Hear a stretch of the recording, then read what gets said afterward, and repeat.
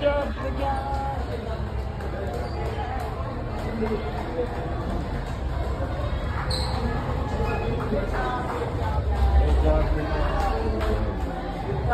Ryan.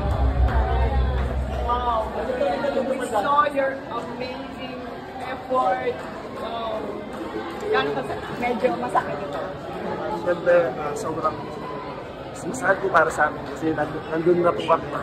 Pero ayun, masaya pa din po ako kasi naipakita ng team din namin na kaya namin makapunta sa Yep. Ryan, on the upside, pinakita nyo na world-class ang Team Philippines, ang Alas. Nakipagsabayan kayo sa World number 16. Anong masasabi?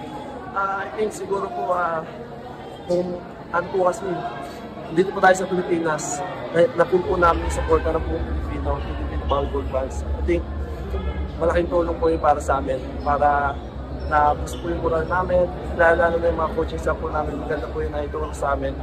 Kaya siguro, naging maganda po yung resulta ng tournament.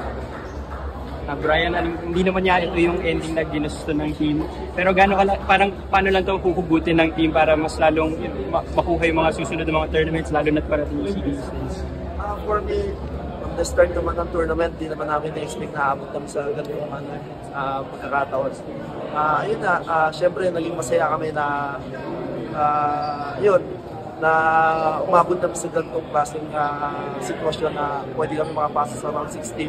Hindi namin na-expect, pero ayun na, binigyan kami ng chance and ginrap naman namin. But ayun na, hindi kami pinala.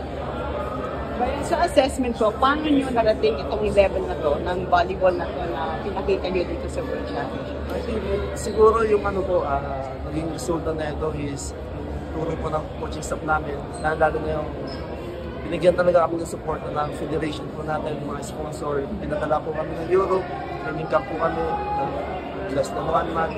I think malaking bagay po yung for the men's volleyball na maka-experience po ng ganong klase na style of volleyball. At yung puso nyo, yung will to win nyo, grabe talaga.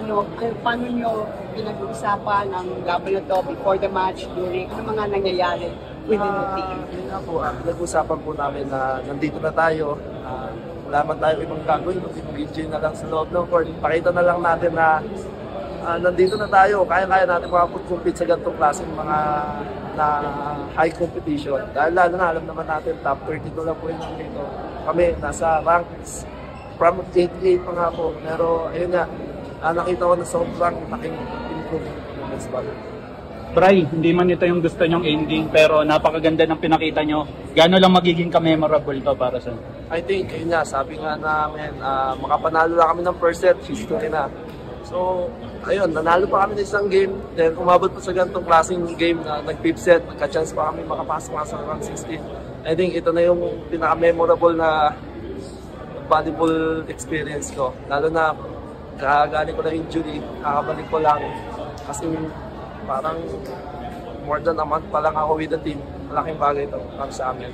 Ryan, dito man natapos, pero sa inyo, paano nyo ipagpapatuloy yung ganitong magandang programa ng men's? Ayun na, naipakita naman namin kung anong meron yung men's volleyball. I think ito na yung simula na para magtuloy-tuloy yung men's volleyball. Sana magtuloy-tuloy yung suporta lang ng ating mga kababayan para maipakita namin sa buong mundo na meron din tayong potential ng men's volleyball. Despite second best Asian team tayo this tournament, paano to heading into continental leagues, regional